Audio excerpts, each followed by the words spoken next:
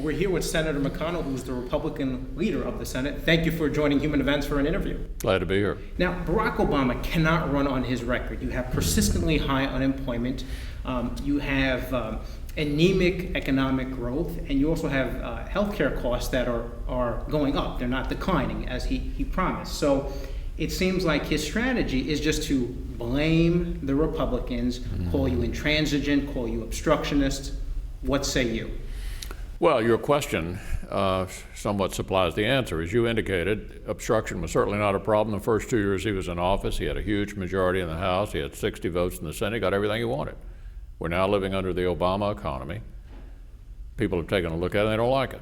They don't like stimulus. They don't like the fact that we've increased the debt 43%. They don't like Dodd-Frank, which is causing problems for every financial institution in America. They don't like anything these guys have done, and they certainly don't like 8.5% unemployment. So the question is, how do you get reelected? Let's go back and look at the 1948 election. Truman ran against Congress. It worked for him. Maybe it'll work for us. And so his strategy, as you suggest, is essentially it's everybody's fault but mine. And over the course of the last few months, he blamed the tsunami in Japan, the debt crisis in Europe, the Republicans in Congress, of course, millionaires, Wall Street. It's not my fault. That's the theme. And so how do they make that work?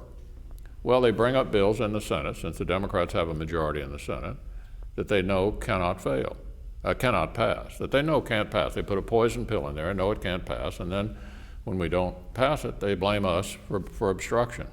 I mean, the whole strategy is totally transparent. So has President Obama given up on governing? Yeah, I think, the last thing that I think they want, and even aides at the White House have said this, for attribution, on the record, that once they get the payroll tax holiday for another 10 months, they basically don't want to do anything else with us, and he's not into governing. He may be serving what I hope is the last 10 or 11 months of his term, but the purpose has nothing to do with getting anything accomplished for the country. It's all about the campaign. Now, he ran in 2008 that he was going to bring everyone together. He was going to be above partisan politics. There wasn't a red America, a blue America. It's the United States of America. But yet, he's attacked Fox News and talk radio publicly.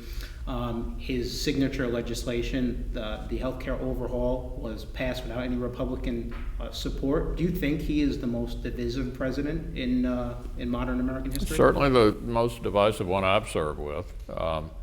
None of this has anything whatsoever to do with accomplishing anything. I mean, it's not having any positive impact on the country. This is all about the campaign. Look, I don't expect the president to never politic for re-election.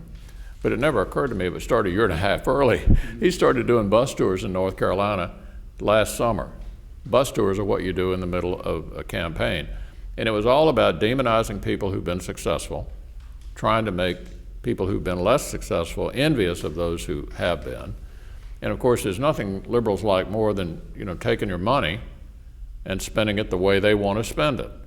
That's what, the government doesn't need any more money. We're awash in revenue. The problem is we're spending way, way, way too much.